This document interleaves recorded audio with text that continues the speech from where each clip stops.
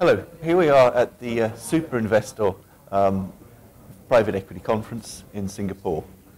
This is an event to bring together LPs, who are the investors in private equity funds, and the GPs, who are the managers of private equity funds.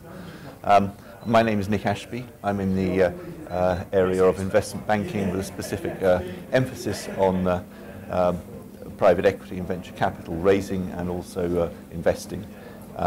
My company's called Sell It On Capital. I'm based in Kuala Lumpur, and my coverage is Southeast Asia and India. India being a country of great passion and interest, and I have been there doing business since 1994. It is a great pleasure to be here, and also an equally great pleasure to be able to introduce an eminent economist covering India, which as is arguably the second largest and second most important private equity market in the region. His name is Taimur Baig.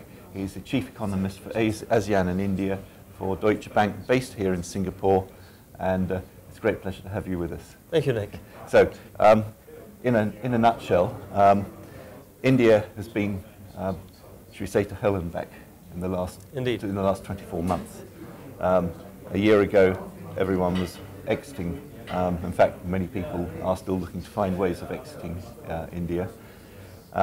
And now we see signs of some reaction by the government to try and reverse that trend and undo all the harm that has been done by what many people see as policy paralysis and some rather serious mistakes in policy making over the last few years. So, Taimur, over to you, and any comments on that? Right. It's been an interesting 5 months in India. So if you go back to 2012, sometime around August, September, the policy wheels began churning, and that policy paralysis that you were alluding to finally came to an end. And in the last 4 months or so, we've seen a slew of reforms, and I would argue that they're tangible reforms, and they're unidirectional in the sense that I don't think they'll be set back regardless of what happens with respect to politics or economics in India in the coming years. So some of these reforms are very substantial and have significant far-reaching potential. Mm-hmm. Take, for example, the fuel price regime, which India has had for the past decade or so. Very large subsidies, non-market-based pricing, ad hoc price adjustments, huge loss on the balance sheet of oil marketing companies. All of those issues will technically and hopefully be ameliorated with this move toward market-based pricing, and we've seen some very tangible movement in that direction. Similarly, on the investment environment, the authorities have taken a series of measures in the last few months, whether it is with respect to allowing foreign institutional investors greater access to portfolio flows in India, or to foreign direct investment in the retail sector or aviation sector in India. So we're seeing some major movement in that area as well. India is definitely becoming more investor-friendly today than it was even 6 months ago.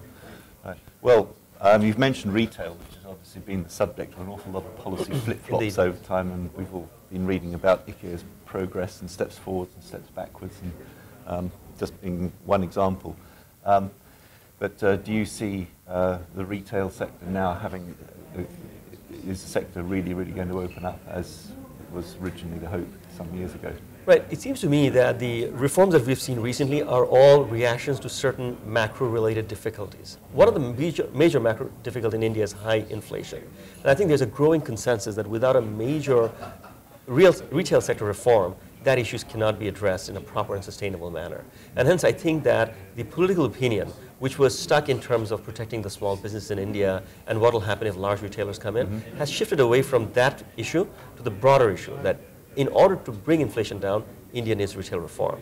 And hence we are now seeing the Starbucks of India coming in, IKEA is coming in, Walmart will probably be flexing its muscle, and I think there will be fairly positive movement in this direction in the coming months and years. Great. Let's turn to infrastructure. It's widely known that a certain amount of investment in infrastructure will translate directly to an increase in India's GDP. I think there's a very strong correlation that McKinsey came up with in one of its studies a couple of years ago.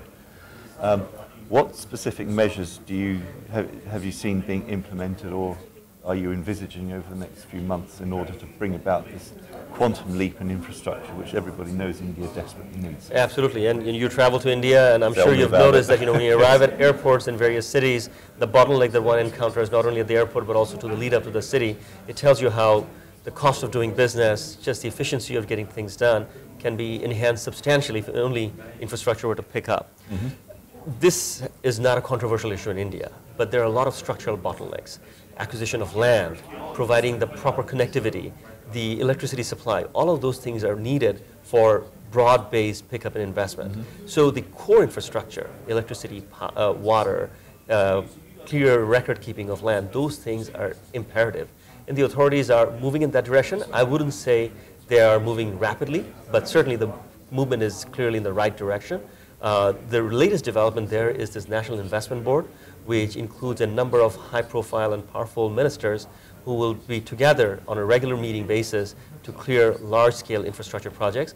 One of them is the Delhi-Bombay corridor, where there'll be a big freight corridor, 1,200 kilometers worth, and there'll be satellite cities around that corridor, which will probably have some of them with export processing zone status.